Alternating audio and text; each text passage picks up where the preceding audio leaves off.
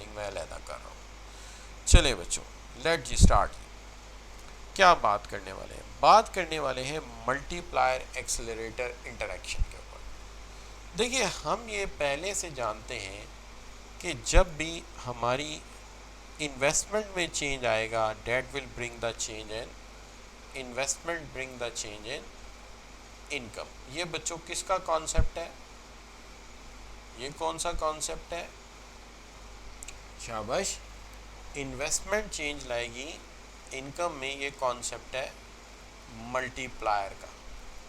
ठीक हो गई बात। लेकिन इनकम चेंज लाएगी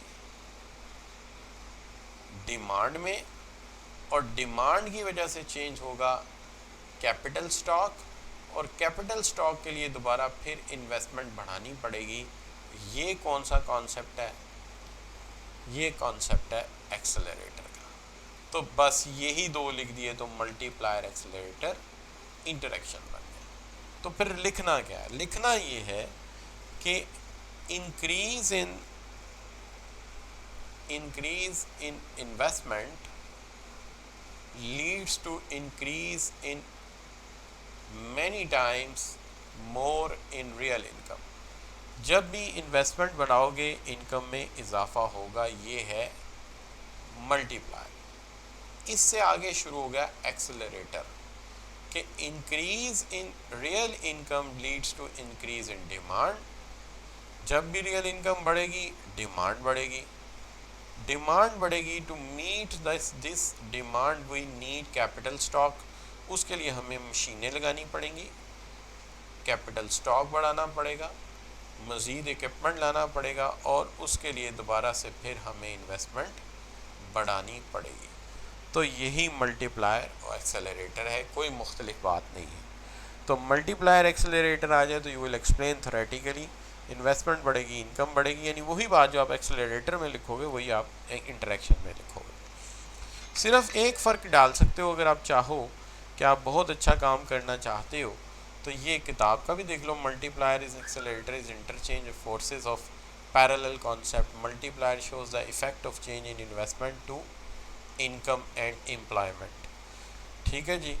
and while accelerator shows the effect of change in consumption on private investment, के कंजम्पशन बढ़ने से यानी डिमांड बढ़ने से इन्वेस्टमेंट में क्या चेंज आता है। इस चीज़ को बाद बच्चे अच्छी तरह जो डिस्कस करना चाहते हैं वो थोड़ा सा कभी कभी यूँ भी देख लेते हैं चीज़ को कि अगर ये मेरा सेविंग और इन्वेस्टमेंट है, ठीक है जी, ये मेरा सेविंग और इन्वेस्टमेंट है, ये मेरा रियल इनकम है,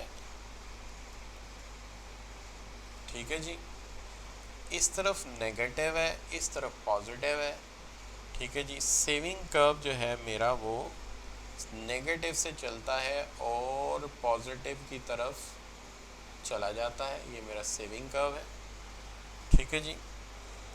इनिशियल इन्वेस्टमेंट मेरी यहाँ पर है,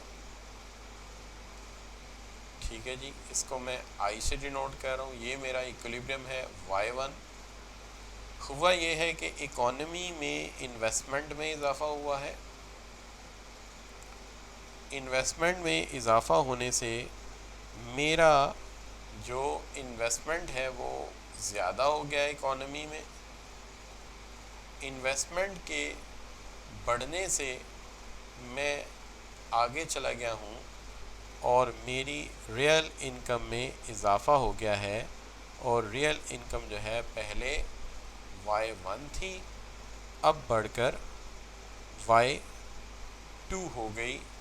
तो बच्चों ये किस चीज़ का इम्पैक्ट आया है? शाबाश, ये डायग्राम पहले हम बना चुके हैं।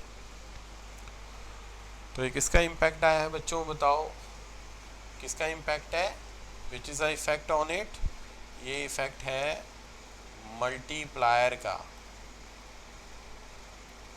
ठीक है जी। अब क्या हुआ है, अब मेरी इकोनॉमी में सूरत हाल ये बन गई है कि जब ज़्यादा इनकम लोगों के पास आई है तो उन्होंने डिमांड में इजाफ़ा कर दिया है, और डिमांड में इजाफ़ा करने से मुझे मज़ीद कैपिटल स्टॉक की ज़रूरत पड़ी है। अब जो कैपिटल स्टॉक मैंने बढ़ाया है, अब मेरा आई कर्व जो है वो आई डबल डैश हो गया है। ठीक है जी, आई डबल डैश हो गया है। अब मैं ई से ई डैश पे गया था, अब मैं ई डबल डैश पे पहुंच गया, और ये जो मेरा इजाफा आया है दोबारा फिर रियल इनकम में, ये इजाफा जो आया है ये मेरा इफेक्ट है एक्सेलरेटर का,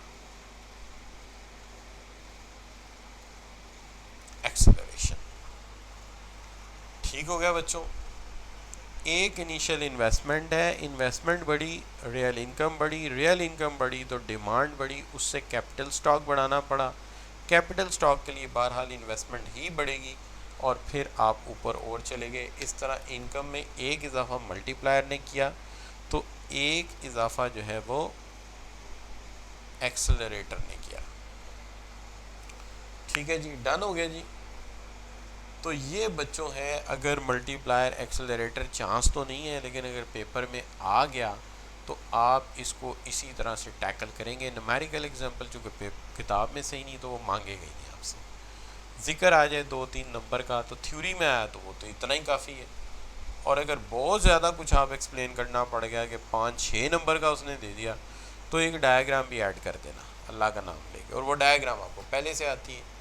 अब अगर ये समझ आया है तो जी लिखकर एंटर कर दो, शाबाश।